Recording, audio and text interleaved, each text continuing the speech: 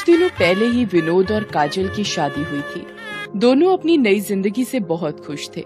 काजल एक नए जमाने की मॉडर्न ख्यालात वाली लड़की थी। काजल मॉडर्न होने के बाद भी अपने संस्कार नहीं भूली थी। वो बड़ों की इज्जत करती थी, घर और ऑफिस का काम भी बड़े अच्छे से संभालती थी। बेटा काजल, तुमने नाश्ता बनाने की तकलीफ क्यों उठाई? नई नई शादी हुई है, लोग क्या कहेंगे कि नई नई बहू से इतना काम करवा रहे हैं ये लोग। इसमें तकलीफ कैसी? ये तो मेरा फर्ज था। मुझे आप लोगों की सेवा कर खुशी मिलती है।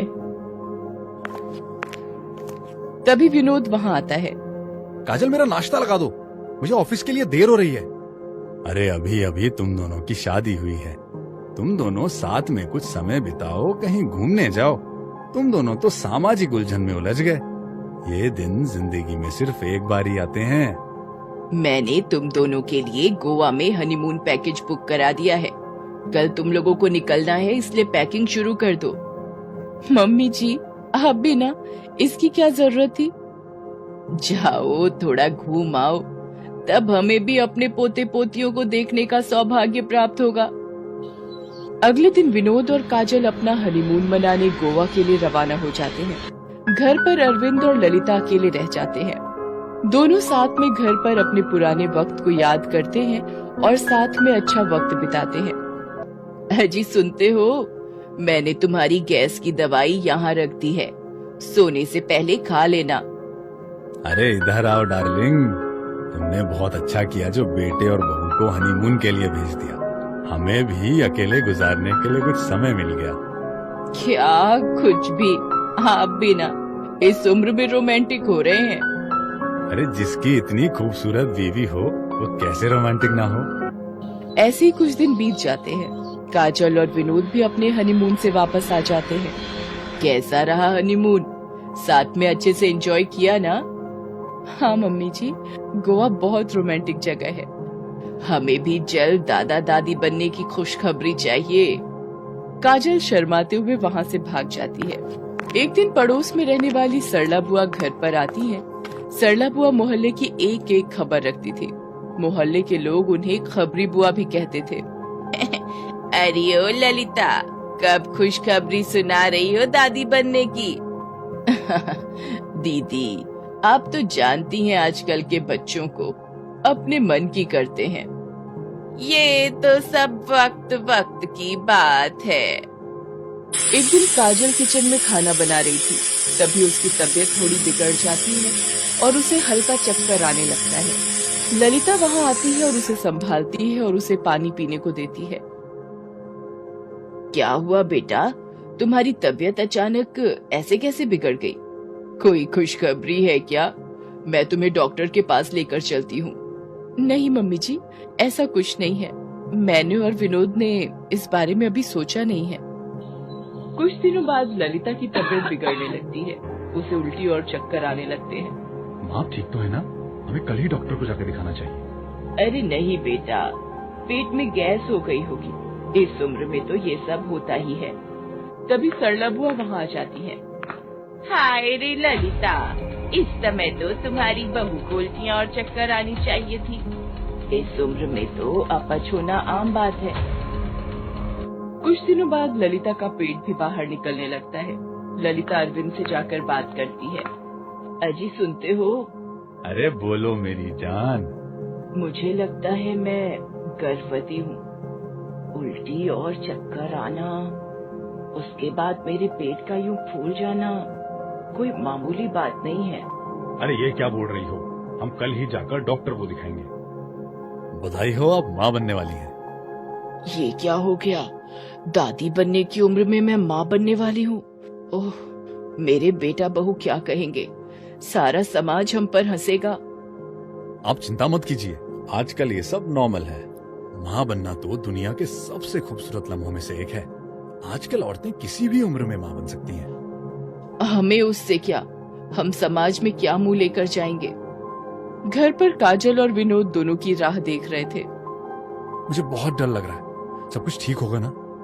मैं भी भगवान से यही प्रार्थना कर रही हूँ, मम्मी जी को कोई गंभीर बीमारी ना हो। मैं पापा को कॉल करके पूछ लेता हूँ। तभी अरविंद और ललिता वहाँ आ जाते हैं। क्या कहा डॉक्टर साहब ने? सब ठीक है ना? हाँ बेटा, सब ठीक है। भगवान का लाख लाख शुक्र है कोई बड़ी बीमारी नहीं हुई। बेटा वो हम तुम्हें बताना चाहते हैं कि अरे वो ललिता माँ बनने वाली है। तभी वहाँ सरला बुआ भी आ जाती हैं। क्या मम्मी जी फिर से माँ बनने वाली हैं? वो भी इस उम्र में? हाय दैया, शायद उम्र के साथ मेरे कान भी खराब हो गए हैं। मैंने कुछ गलत ही सुन लिया। ये सच है सरला दीदी? ये कैसे हो सकता है? बहू के गर्भवती होने के समय सास गर्भवती है। हे राम, रहीमन संसार में भांति भांति के लोग। डोंट वरी मम्मी जी, ये सब आजकल कॉमन है। आजकल की औरतें अपने सपने पूरे करने के लिए उम्र होने के बाद भी सैरोगेट मदर बनना पसंद करती हैं। ललिता को समाज का डर था कि समाज के लोग क्या बोलेंगे। आस पड़ोस वाले सभी हंसेंगे और उनका मजाक बनाएंगे। सरला बुआ मोहल्ले में सभी को जाकर ये बात बता देती हैं। आस पड़ोस की औरतें ललिता के घर पर जमा हो जाती हैं। ये मैं क्या सुन रही हूँ ललिता, क्या ये सच है? मुझे तो यकीन ही नहीं हुआ, इसीलिए भागी भागी यहाँ चली आई। इसीलिए कल मैंने अरविंद भैया को इमली ले जाते हुए देखा था। मुझे लगा था बहू खुशखबरी देने वाली है, लेकिन यहाँ तो सास ही। तभी वहाँ काजल आ जाती है। मम्मी जी, आपको आराम करना चाहिए। इन औरतों को तो सिर्फ गॉसिप करने के लिए टॉपिक चाहिए। लेकिन ये सब तो सच कह रही है ना? हमारा समाज अभी इन बातों को नहीं मानता है। मम्मी जी, आप इतना मत सोचिए, अभी आपको आराम की जरूरत है। ऐसे ही कुछ दिन और बीत जाते हैं। ललिता का 7वां महीना चल रहा होता है। काजल और विनोद बड़ी खुशी से अपनी गर्भवती सास ललिता के लिए गोद भराई की रस्म का आयोजन करते हैं। काजल मोहल्ले में जाकर सभी औरतों को निमंत्रित कराती है। सरला बुआ, कल सासू माँ की गोद भराई है, आप सभी उन्हें और उनके बच्चे को आशीर्वाद देने जरूर आइएगा।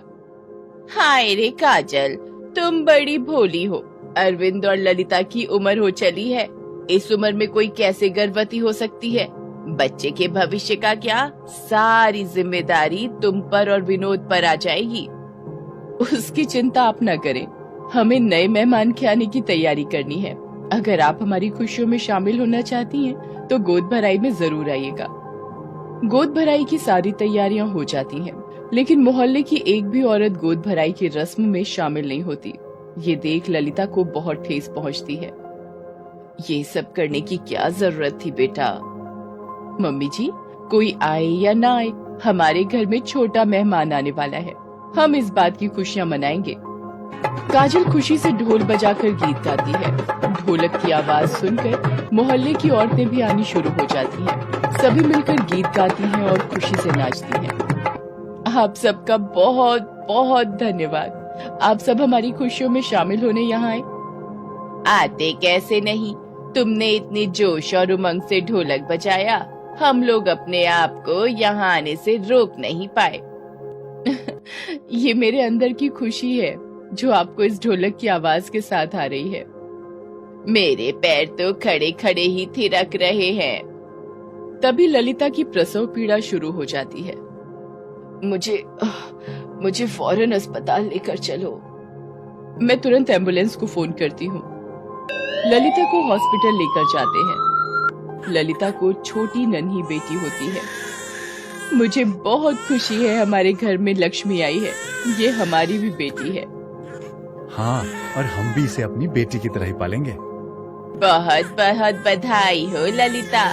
खुश नसीब लोगों के घर में ही बेटियां जन्म लेती हैं। नन्ही परी के